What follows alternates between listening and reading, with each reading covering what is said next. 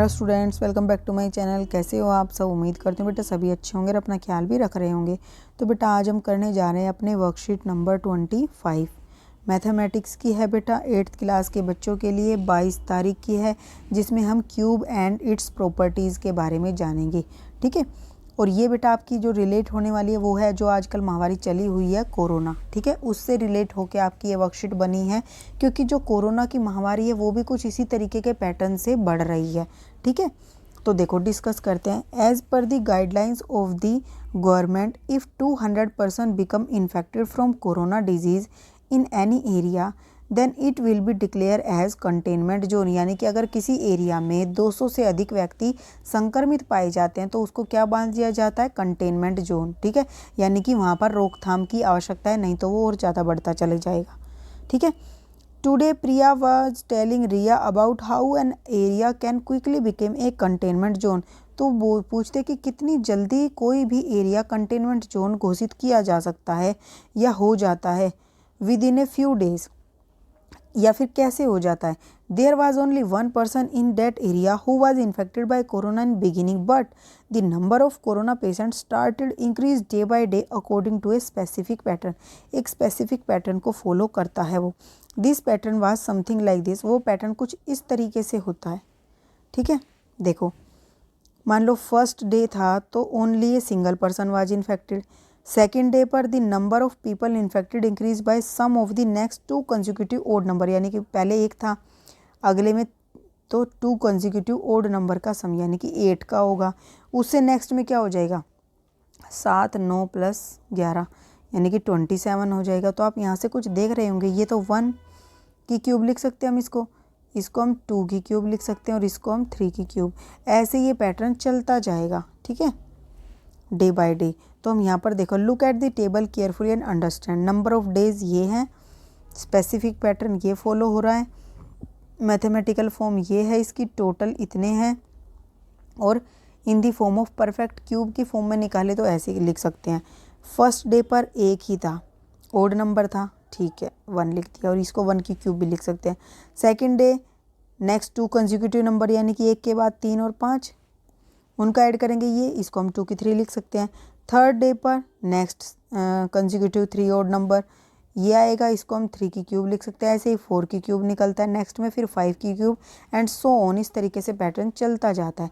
अब आपसे यहाँ पूछा गया है कि 200 जो व्यक्ति हैं वो कितने दिन में जाकर इतने संक्रमित होंगे। तो देखो पहले दिन 1 की क्यूब, नेक्स्ट 2 की क्यूब, फिर 3 की क्यूब, फिर 4 की क्यूब, फिर 5 की क्यूब। ठीक है, 5 की क्यूब किसके? 125 के होता है। 6 की क्यूब करोगे तो 216 के आएगा, तो 200 से ज़्यादा होगा, यानी कि 6 दिन से कम में ही क्या हो जाएगा? वो कंटेनमेंट जोन घोषित हो जाएगा। तो आप क्या लिख दोगे? 5 दिन, 5 डेज, या आप लिख दो आफ्टर 5 डेज। 5 दिनों के बाद वो कंटेनमेंट जोन घोषित हो जाएगा। ठीक है, अब बेटा यहाँ पर कुछ क्वेश्चन आंसर है, उनको करते हैं। Now answer the following question. After the formation of containment zone will the number of corona infected patients stabilize or will it increase or decrease at the same rate? Also explain the reason for your answer। यहाँ पर बोला गया है कि अगर कोई area containment zone बन गया है तो क्या वहाँ पर जो कोरोना के इन्फेक्टेड पेशेंट हैं वो रुक जाएंगे, ठीक है, या जितने उतने रहेंगे, या फिर घट जाएंगे उसी रेट से। तो ये बताना है, एक्सप्लेन करना है। तो देखो बेटा क्या होएगा, कंटेनमेंट जोन घोषित होने के बाद वहाँ से कोई बाहर से व्यक्ति वहाँ नहीं जा सकता और ये व्यक्ति बाहर नहीं जा सकते। तो देखो वृद्धि का हो ही नहीं पाएगी, क्योंकि ये कहीं नहीं जा रहे तो ये किसी को इन्फेक्ट नहीं कर पाएंगे। यहाँ कोई नहीं आ रहा तो कोई इन्फेक्ट नहीं हो पा रहा, तो क्या हो रहा है? वो रुक जाएगी। ठीक है, और धीरे धीरे घटती चली जाएगी। तो आप क्या लिखोगे कि after the formation of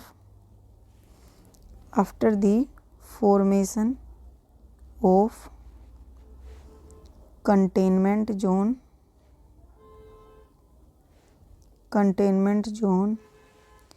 the number of corona patients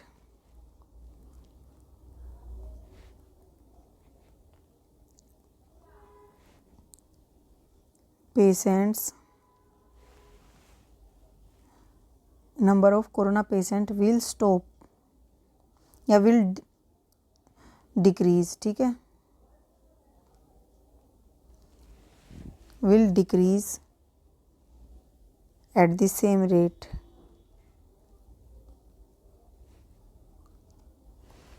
देखो उसी रेट से घटना तो हम नहीं कहेंगे यहाँ पर हाँ, या स्टेबलाइज भी बोल सकते हैं, हम इसको यहाँ पर स्टेबलाइज बोलते हैं। विल स्टेबलाइज यानी कि थम जाएंगे वहीं पर, and then start decreasing.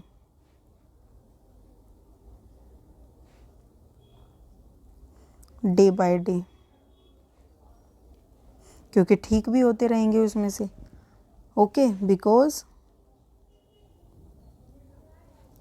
In this area no one can enter and no one can go outside from this area.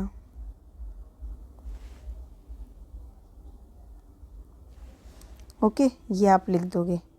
Next question है, what do you think the government should declare the area mentioned above as a containment zone after how many people are infected from corona patient?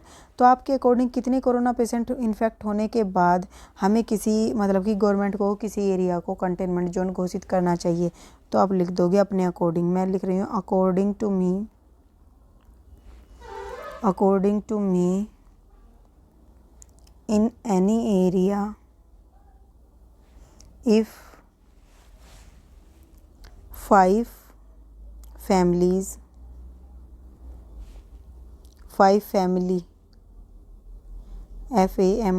family members out of 10 family members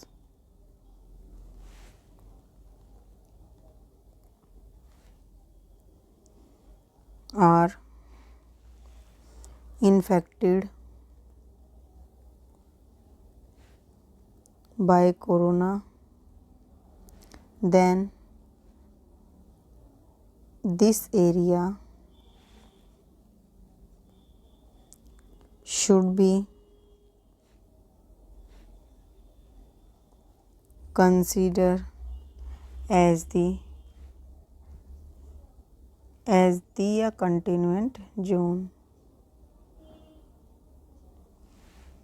ठीक है, अपने according भी लिख सकते हो, आपको चाहे तो 10 में से नहीं 5 या सिर्फ एक फैमिली मेम्बर या 9 फैमिली मेम्बर, तो आपके अकॉर्डिंग है कि आप क्या कहना चाहते हो। ठीक है, नेक्स्ट क्वेश्चन है बेटा, if the total number of people residing in the area mention above is ये, then according to above pattern above after how many days entire area will be corona infected. तो देखो इतने व्यक्ति हैं तो हमें क्या करना है, क्यूब रूट निकालते जाना है। हमें पता है कि 6 का क्यूब रूट कितना आता है 216, ऐसे ही 7 का निकालेंगे, 8 का, 9 का, 10 का, 14 का निकालते हैं बेटा, तो हमारा कितना आ जाता है, 14 का निकालने पर हमारा कुछ इस तरीके का आता है शायद। ठीक है, चेक कर लेना आप, 2274 के करीब आ जाता है। 15 का निकालते हैं तो 3375 के करीब आ जाता है। ठीक है, तो इसमें से बेटा क्या हो गया, 3375 तो ज़्यादा हो गया, यानी कि क्या हो रहा है 1500, पहले में बेटा 2744 था। ठीक है, वो क्या था, जब 14 की क्यूब निकालते हैं तो 2744 था, और 15 की निकालते हैं तो 3375 था। ठीक है, तो ये तो ज़्यादा हो गए और ये थोड़े से कम हैं, तो क्या हम 14 डेज़ को ही कंसिडर कर लेते हैं कि after 14 days this area will be consider या विल बिकम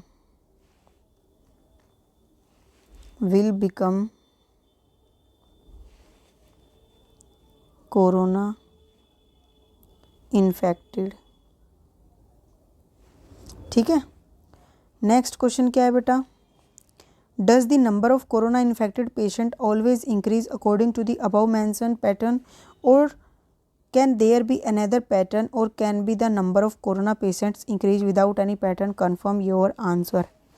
तो आप क्या लिखोगे, आपके अकॉर्डिंग आप जो भी समझते हो। तो आप लिख सकते हो कि yes, the number of corona patient always increase according to specific pattern.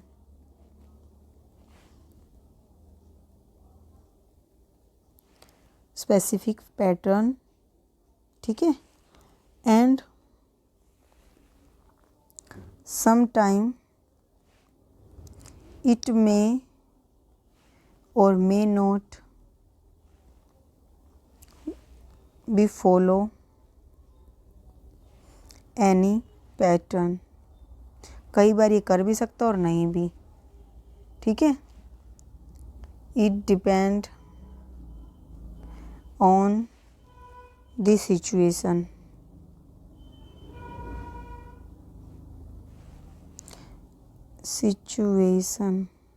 ठीक है। As it can also be increase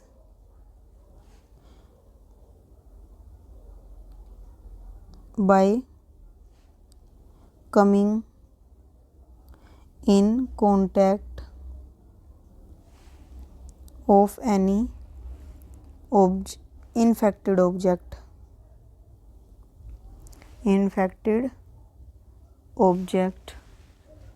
ठीक है। तो इस तरीके से भी ये बढ़ सकता है, या आप अपने तरीके से लिखना चाहते हो तो वो भी लिख सकते हो। बेटा मैंने लिखा है कि ये एक पैटर्न भी फॉलो करता है और कई बार ये फॉलो कर भी सकता है और कई बार नहीं भी, क्योंकि ये डिपेंड करता है सिचुएशन पर कि कोई ऑब्जेक्ट है अगर वो संक्रमित है और वहाँ से मान लो कि 4 दिन तक कोई नहीं गया तो वहाँ से तो कुछ नहीं फैला, लेकिन 5वें दिन चला गया और उस पर वो है इन्फेक्टेड, मतलब उस ऑब्जेक्ट इन्फेक्टेड है। ठीक है। तो क्या हो जाएगा, वो फिर फैल जाएगा। ठीक है। तो ये थी बेटा आपकी आज की वर्कशीट। उम्मीद करती हूँ आपको अच्छे से समझ आ गई होगी। फिर भी कोई डाउट हो तो कमेंट बॉक्स में लिख देना। और इस वीडियो में इतने, अपना नेक्स्ट टॉपिक हम अपने नेक्स्ट वीडियो में करेंगे। तब तक के लिए ऐसे हंसते रहिए, मुस्कुराते रहिए, पढ़ते रहिए और आगे बढ़ते रहिए। Thank you.